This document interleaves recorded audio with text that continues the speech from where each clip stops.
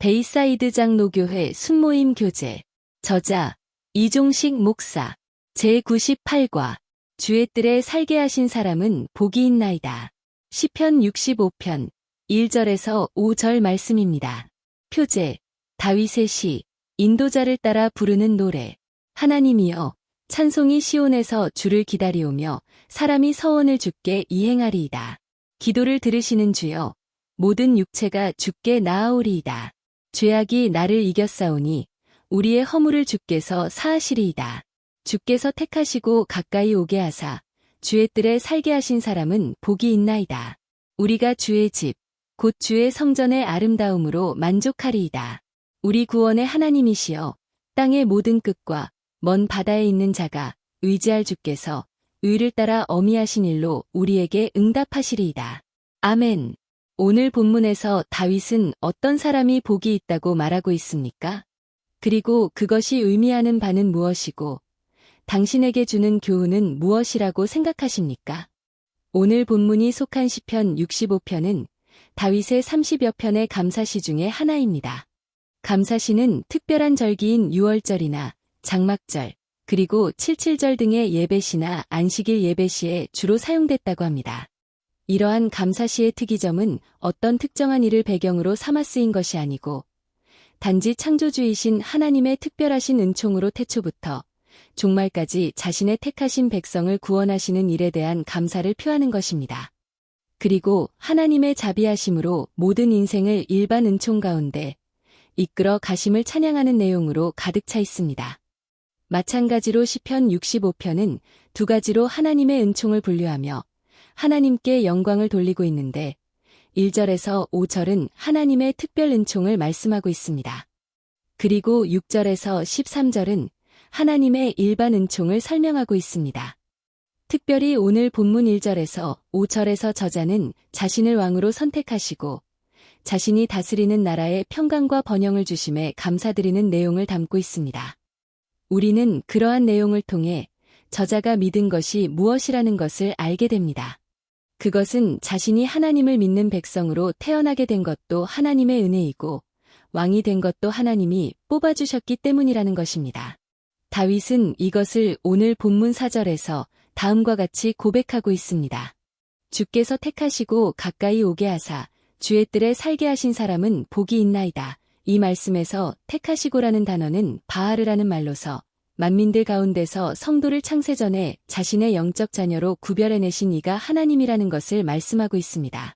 만일 우리가 이것을 믿는다면 우리의 구원은 절대로 잃어버리지 않게 된다는 것을 믿게 됩니다.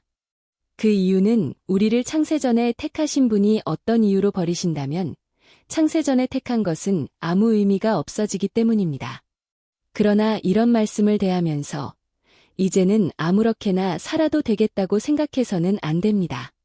만일 그런 생각을 한다면 그 사람 안에는 성령님이 계시지 않은 증거이고 그것은 그가 창세전에 택하심을 받았다는 증거가 없기 때문입니다. 믿는 자는 아무리 구원이 은혜로 되고 절대로 잃어버리지 않는다고 해도 죄를 자유롭게 지을 수 없습니다.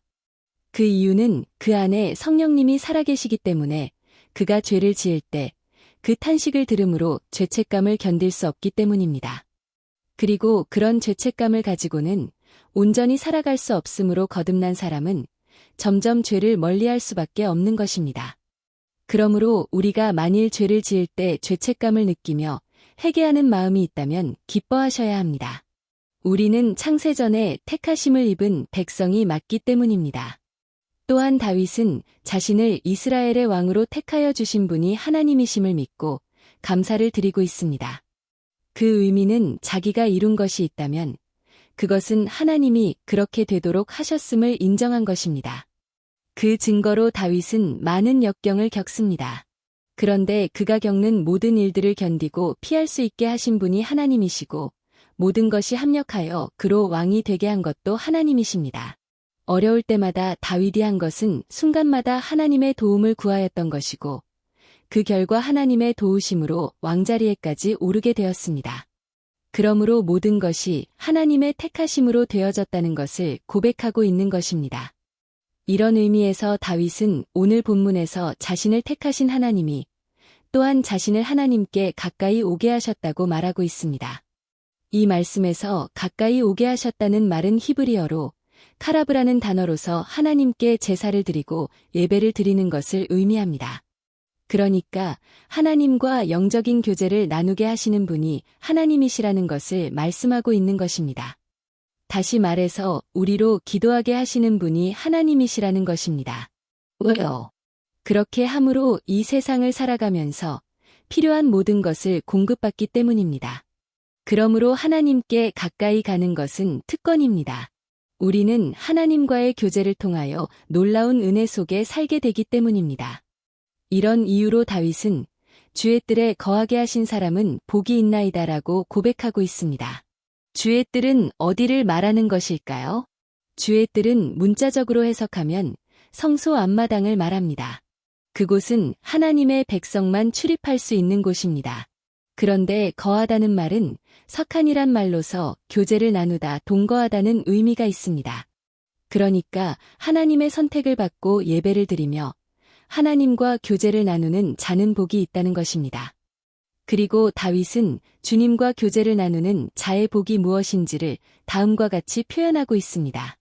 성전의 아름다움으로 만족하리이다. 성전의 아름다움은 단지 외모를 말하는 것은 아닙니다. 성전의 임재에 계시는 하나님의 은혜를 입는 모습을 나타내고 있습니다. 그 증거로 다윗의 시대에는 성막만 존재했지 성전은 없었습니다. 그런데 성막은 밖에서 보면 볼품없는 곳이었습니다. 그 이유는 성막은 색이 바랜 까만 가죽으로 덮여 있는 장막이었을 뿐이기에 그렇습니다. 그러나 그 안은 휘황찬란한 것으로 장식되어 있었습니다. 지금의 값으로는 수백만 불에 해당하는 금이 그 안에 있는 기구들에 사용되었습니다. 이것이 의미하는 바는 예수님의 겉모습은 별 볼품없게 보인다는 것입니다. 그러나 누구든지 그 안에 들어가면 거기에는 휘황찬란한 값진 것이 담겨 있는 것을 알게 됩니다. 그 증거로 예수님 안에 있으면 천국 백성이 되고 영생을 얻습니다. 그뿐 아니라 비천한 인생이 아주 가치 있는 인생으로 바뀝니다. 이렇게 예수님은 겉모습과는 아주 다르게 귀한 분임을 우리에게 알려주는 것이 성막의 모습입니다. 그리고 성막이 예수님을 상징하는 것은 문이 하나밖에 없다는 것이고 그 기구 하나하나가 다 예수님을 상징하고 있기 때문입니다. 그런데 이런 가치 있는 예수님 안에 거하는 자는 복이 있다고 말할 수 있는 것입니다. 사랑하는 성도님들, 우리도 다윗처럼 이렇게 우리가 하나님의 택함을 받고 예수님 안에서 하나님과 교제하는 특권을 받은 것을 감사하고 찬양하게 되기를 바랍니다. 그리고 오늘도 하나님과의 교제를 통하여 무엇이든지 필요한 것을 공급받는 은혜를 입는 복된 삶이 되기를 주님의 이름으로 축원합니다. 당신은 예수님 안에 있는 귀한 보배를 발견하였습니까? 그것이 무엇인지를 서로 나누어 봅시다. 오늘의 말씀을 통하여 새롭게 느낀 점과 결단하는 바를 서로 나누어 봅시다.